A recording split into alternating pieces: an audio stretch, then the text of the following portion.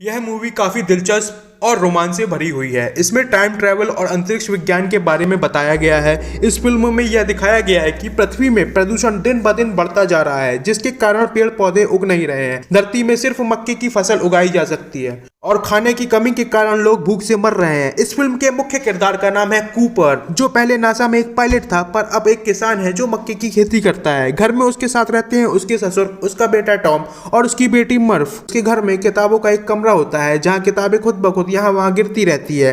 Cooper अपनी बेटी को कहता है जब भी वो इस तरह की हरकत देखे तो उसको रिकॉर्ड कर लिया करे। मर्फ कहती है उस कमरे में कोई भूत है। पृथ्वी में धूल दिन ब दिन बढ़ती जा रही है। उसके घर में धूल से जमीन में एक खास बटन बन जाता है, जैसे कोई धूल के जरिए कोई मैसेज देना चाह रहा हो।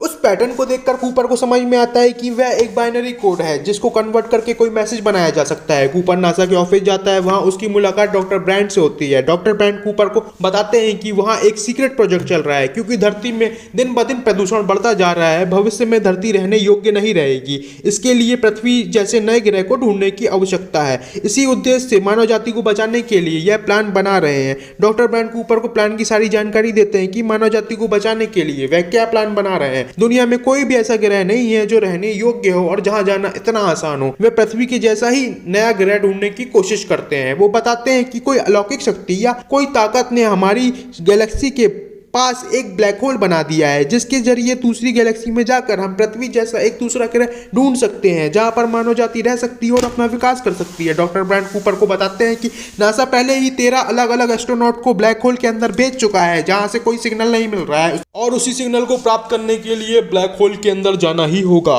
डॉक्टर ब्रांड बताते हैं कि मिशन का उद्देश्य उन तीनों ग्रहों में जाकर यह पता लगाना है कि उन तीनों ग्रहों में से बेहतरीन ग्रह कौन सा है। इसके लिए वो प्लान बनाते हैं जिसका नाम है एंडियोरा। इस प्लान में 2 प्लान होते हैं, प्लान ए और प्लान बी। प्लान ए में वो इंसान के रहने के लिए पृथ्वी के बाहर ही एक स्पेस स्टेशन बनाएंगे जहां मानव जाति रहकर अपना विकास कर सकेगी। प्लान बी में डॉक्टर ब्रांड मानव के फर्टिलाइज एग को तैयार करते हैं और उसे दूसरे ग्रह में पहुंचाकर वहां मानव जाति को पैदा करेंगे और उसका विकास करेंगे। फर्टिलाइजर एग में दुनिया के कोने कोने से अलग अलग देश के अलग अलग लोगों का डीएनए लिया गया है, क्योंकि पृथ्वी को रहने लायक बनाना अब नामुमकिन है।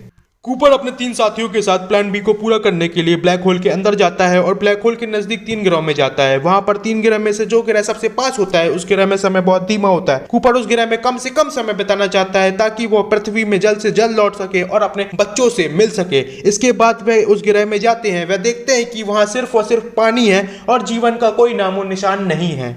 पहले भेजे गए एस्ट्रोनॉट के रिकॉर्ड हासिल करने के चक्कर में वो टाइडल वेव का शिकार हो जाते हैं, जिससे उनके एक साथी की भी मौत हो जाती है। वो ग्रह के बाहर लौट जाते हैं। बाहर आकर वे यान में देखते हैं कि 23 साल बीत चुके हैं, जबकि उन लोगों ने प्लैनेट में मात्र 3 घंटे ही बिताए थे। कूपर जब वापस एंडोरेंस की यान पर पहुंचता है तो पृथ्वी से भेजे गए मैसेज देखता है कि उसके बच्चे बड़े हो चुके हैं, क्योंकि यान में 23 साल गुजर चुका था, इसलिए उनका ईंधन खत्म हो चुका था। बचे हुए ईंधन से वह 2 ग्रहों में से एक ग्रह में ही जा सकते थे। दोनों ग्रह से आ रहे सिग्नल को देखकर पता चलता है मैन जिस ग्रह पर है वह ग्रह मानव के रहने के लिए ज्यादा बेहतर है। क्योंकि मैन बार बार सिग्नल भेज रहा था, इसलिए वह डिसाइड करते हैं कि वह मैन वाले ग्रह में जाएंगे। मैन वाले ग्रह में जाने के बाद जहां समय इतनी तेजी से नहीं गुजरता है जैसे पिछले ग्रह में गुजरता था, इसलिए वह समय गुजरने की टेंशन नहीं लेते हैं। वहां जाने के बाद पता चलता है कि मैन ने उनसे झूठ बोला था।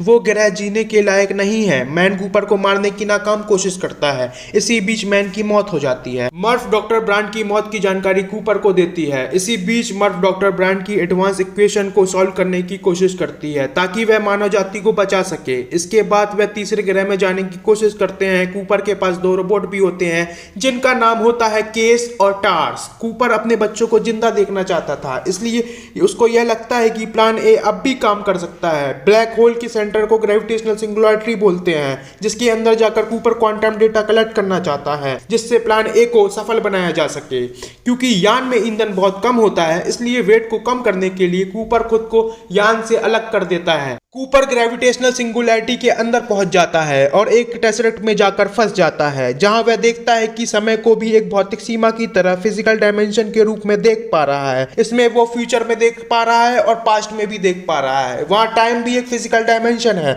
जो वो भूतकाल भविष्यकाल दोनों को देख सकता है। कूपर टेसरेक्ट में जाकर अपने घर की किताबों का कमरा देखता है। उसकी बेटी मर्फ, जिसे बचपन में भूत समझ रही थी, वह कोई और नहीं भविष्य का कूपर है। कूपर ही था जो भविष्य में जाकर उसको संदेश भेज रहा था। उसके बाद कूपर को टार्स का मैसेज मिलता है कि उसे वो क्वांटम डेटा मिल गया है जिससे प्लान ए को सफल बनाया जा सकता है। कूपर उस क्वांटम डेटा को भेजने की कोशिश करता है, पर उसे यह समझ में नहीं आता कि वो डेटा को पहुंचाए कैसे। उसे याद आता है कि उसने अपनी बेटी को एक घड़ी गिफ्ट की थी जिसे वो भौतिक सीमा की मदद से ऑन ऑफ करके वो बाइनरी कोड भेज सकता है। यहाँ ऑन ऑफ या केलिक प्रणाली के द्वारा डेटा भेजा जाता है। 10 ऑब्जर्वर इस पैटर्न को रिकॉर्ड कर सकते हैं और उस संदेश को टेक्स्ट में बदल सकते हैं। जब मर्फ उस घड़ी को देखती है तो वो समझ जाती है कि वह एक बाइनरी कोड है जो उसके पिता ने भेजा है। उसको डिकोड करके क्वांटम डेटा समझ जाती है और प्लान ए को सफल बनाने की कोशिश करती है। उसके बाद डॉक्टर ब्रांड का अधूरा इक्वेशन सॉल्व हो जाता है और उस एडवांस इक्वेशन को पूरा करके पृथ्वीवासियों के लिए स्पेस स्टेशन को रहने योग्य बना देते हैं। इसके बाद मानव जाति को बचा लिया जाता है। पृथ्वीवासी उस विशाल स्टेशन में रहने लगते हैं जहां इंसानों ने ग्रेविटी को मास्टर कर लिया है।